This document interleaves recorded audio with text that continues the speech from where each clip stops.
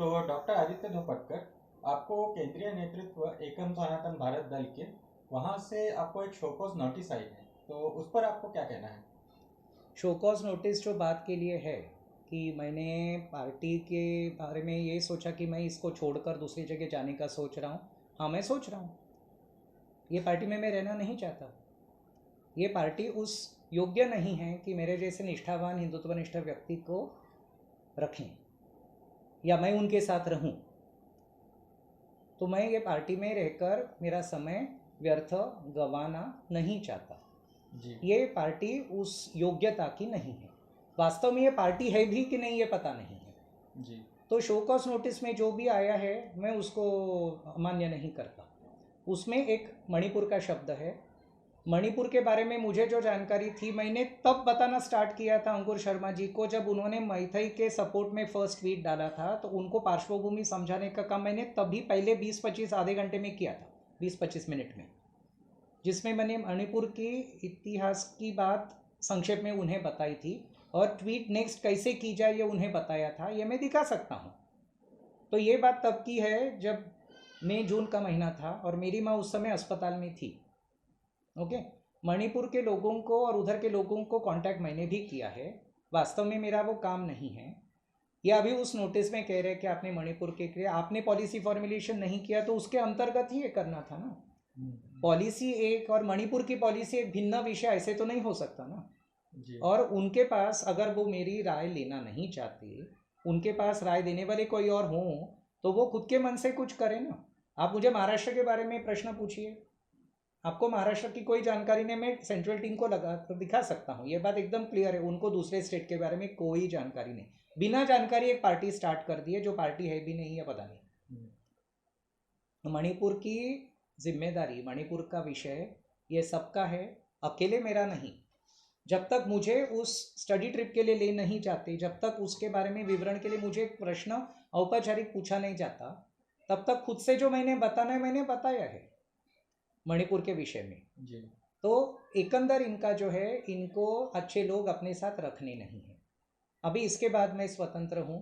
मैं जो एग्जिस्टिंग कोई दूसरी पार्टी उसमें जाना चाहूँ या राजनीति ही छोड़ना चाहूँ या कुछ समय पश्चात और कोई पार्टी में जाऊँ, मैं मेरे ऊपर है। जी और मैं वो इधर जाहिर करके बताने वाला नहीं हूँ। जी मैं जो करना है वो मुझे करने वाला हूँ। जी पर ये लोगों को अगर आवश्यकता होती लोगों को जाने से रोकने के लिए, क्या वो तेलंगाना गए थे एडवोकेट राम मोहन रेड्डी जी के पास?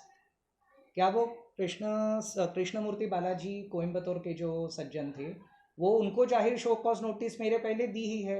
उनको तो सबके सामने टेलीग्राम के ग्रुप पर अपमान करना बहुत अच्छा लगता है।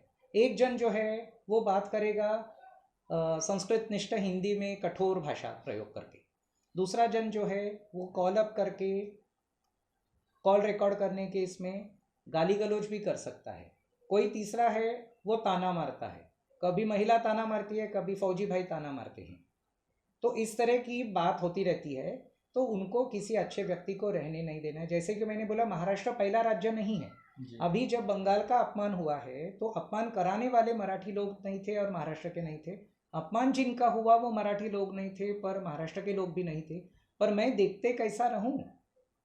अभी मेरे ऊपर यह आरोप किया मैंने महासचिव किसी को नियुक्त नहीं किया। आप बताइए, इतने बड़े प्रांत में महाराष्ट्र भर घूमे, अपने जेब के पैसे खर्च करे, अपना वाहन स्वयं चलाए और इधर के विविध उपभाषाएं, उपसंस्कृतियाँ, इनके संप्रदाय, इधर के मंदिर, इधर की नदियाँ, इधर का इतिहास, इधर के किले रजवाड़े, इधर के किसान, इधर के ज्ञाति समूह, इधर के पक्ष की राजनीति जो है उसके बारे में जानकारी रखने वाला और जो प्रवास करने के लिए सिद्ध हो, तैयार हो, ऐसा कोई भी व्यक्ति वो ढूंढ सकते हैं। जी हमें क्या था मन में कि जब ऐसा कोई दूसरा नहीं, वो काम तो मैं कर ही रहा था, मेरी टीम भी साथ में कर रही थी। तो महासचिव नहीं होने के कारण इनको समस्या हुई है कि उनको बीच में कुछ करने का अवसर नहीं मिल रहा था जो दूसरे राज्यों में किया। मैंने महासचिव नहीं नियुक्त किया तो हम किसी को ढूंढ तो रहे ही थे। अभी हम बीच बारिश में तो नहीं निकल सकते थे। 980 किलोमीटर अभी सहारनपुर से रॉबर्ट्सगंज कितने बार गए हैं उधर के अध्यक्ष, बारंबार। या मध्य प्रदेश के मुरैना से लेकर बालाघाट तक कितने बार गए हैं।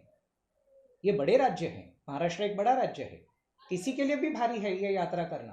तो जगह जगह जाकर लोगों से मिलकर, विद्यमान सदस्यों को मिलकर, उसमें से जिला की उपस्थिति देखकर उसमें से एक जिलाध्यक्ष घोषित करके, फिर जिला सचिव घोषित करके, फिर उनको एक बैठक में बुलाकर उसमें से एक नेता मिलता, तो वो ऑर्गेनिक मूलतः करने वाला काम होता।